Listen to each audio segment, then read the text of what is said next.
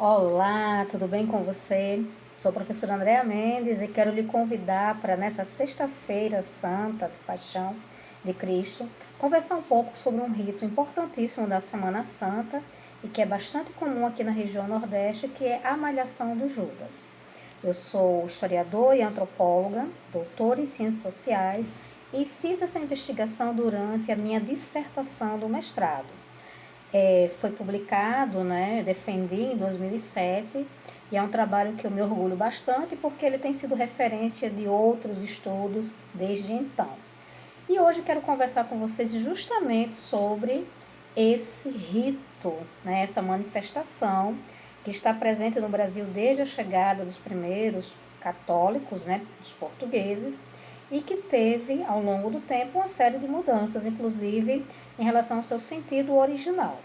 Mas antes de falar para vocês da Malhação do Judas, eu quero pedir alguns favores. Em primeiro lugar, que vocês se inscrevam no meu canal para eu poder estar trazendo material para vocês.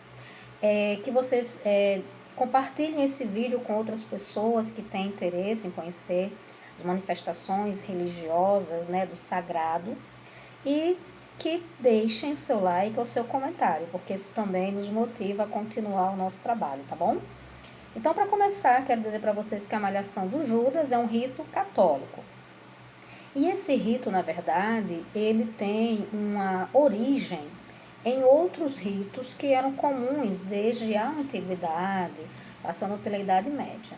Mas o foco do nosso, né, trabalho hoje aqui, do nosso vídeo, é justamente falar dessa versão que chegou ao Brasil e que nós temos registro desde o século XIX, né, registros feitos pelo Debré, que ele viu a Malhação dos Judas acontecendo no Rio de Janeiro e fez várias representações. Então, a Malhação do Judas é um rito que envolve a construção de um boneco a partir da seleção de determinados materiais, a fixação desse boneco em um poste ou uma árvore e a imolação dele depois, né? Na imolação a gente pode também encontrar em alguns lugares a referência à queimação do Judas. Alguns lugares falam de malhação do Judas, outros queimação do Judas ou até mesmo imolação do Judas, certo? Eu investiguei, né, esse fenômeno nas Rocas, um bairro da zona leste da cidade de Natal, aqui no Rio Grande do Norte. Mas é claro que também investiguei na zona rural do Oeste Potiguar, um município chamado Venha Ver, que fica lá na tromba do elefante, e vi que há sentidos que são construídos de formas diferentes, de uma região para outra, né?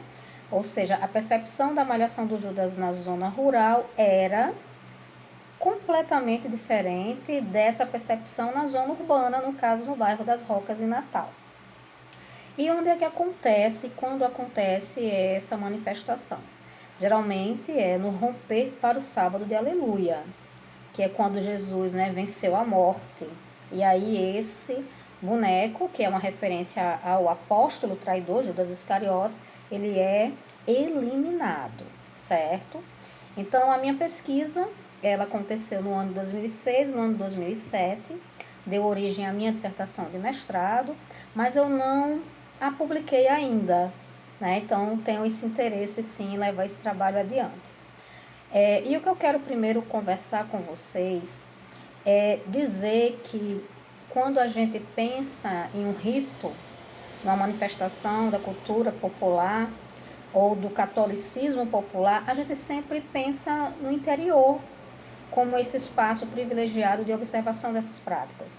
Mas as cidades, né, os centros urbanos, eles também vivem o sagrado, eles também vivem essas dimensões das festas de uma maneira também particular. Então eu escolhi o bairro das Rocas, primeiro porque era um bairro que tem um povoamento registrado desde o século XVIII, né, com desenvolvimento no século XIX, com a chegada do Porto na Ribeira, que é um outro bairro que fica vizinho. E a população das Rocas, ela cresceu basicamente no século XIX, com as obras do Porto, depois da ferrovia, e se transformou em um bairro popular, um bairro proletariado, né, com muitos trabalhadores, que atendiam justamente a essas atividades econômicas que se desenvolveram na região que a gente chama de Ribeira, né, no bairro da Ribeira. O fato das Rocas reunir, então, essa massa de trabalhadores deu para ele um status totalmente diferenciado, porque o bairro das Rocas ele é um bairro que tem uma construção identitária muito forte, né?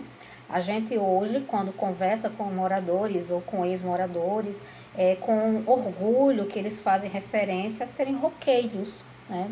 De quem vem das Rocas ou quem mora nas Rocas. E eu escolhi então o bairro das Rocas para fazer o meu trabalho. Quando eu comecei a fazer as minhas pesquisas, né, para a construção da arte, artes da tese, né, eu descobri que as Rocas estava na literatura, estava na poesia. As Rocas eram um bairro de muita referência cultural para a nossa cidade. E isso então me encheu de mais energia para poder começar o meu trabalho. O que eu não esperava é que eu ia encontrar dificuldades para estabelecer esse campo empírico, não é? E a gente que é da antropologia, a gente leu Clifford Geertz, né? Que ele fala que a gente na antropologia faz uma descrição densa dos fenômenos, das manifestações que a gente observa. E eu disse, né, que eu acabei fazendo uma descrição tensa, porque foi difícil encontrar articuladores, foi difícil encontrar interlocutores no bairro das Rocas que quisessem falar sobre a Malhação do Judas. Então, meu primeiro ano de pesquisa foi um ano muito difícil para estabelecimento desse campo e também desses parceiros, né, desses interlocutores.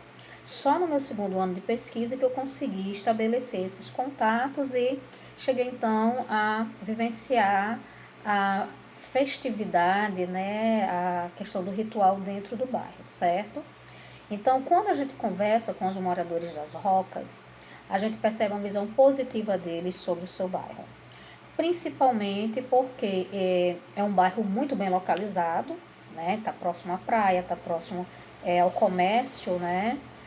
É um bairro que também reúne uma identidade muito forte dentro desse aspecto da festa. É o bairro do Carnaval, é o bairro da Malhação do Judas, é o bairro também que tem os arraiais do São João. Então, as pessoas elas valorizam essa identidade festiva e valorizam também esse senso comunitário que existe dentro daquela localidade. Apesar das visões externas dos outros moradores de outros bairros de Natal não serem muito positivas. E aí a importância de eu estar trazendo também esse trabalho, né, para vocês, para a gente conversar um pouco sobre como o bairro se percebe, como ele se constrói. A Malhação do Judas, então, no bairro das Rocas, ela é um rito que envolve todas as faixas etárias. Então, as crianças, elas coletam os materiais, participam junto com os adultos da confecção dos bonecos e elas também participam junto com os adultos da malhação do boneco do Judas. O que é que eu descobri durante esse meu trabalho, né? Que a presença masculina é predominante. Nós temos mulheres que também se envolvem, né, na confecção dos bonecos, mas são os homens que acabam participando efetivamente da malhação. Meninos, rapazes e homens adultos, né? E na Malhação do Judas, nesse meu estudo, eu percebi que as Rocas ela tem diferentes interpretações dependendo do recorte. Por exemplo, quando a gente pensa na questão dos mais velhos, entrevistando idosos do bairro, esses idosos me trouxeram a percepção de que a Malhação do Judas ela é um rito de punição do apóstolo que traiu Jesus, de Judas Iscariotes. Então, eles traziam esse componente religioso de forma muito, como eu posso dizer a vocês, de forma muito forte mesmo, né?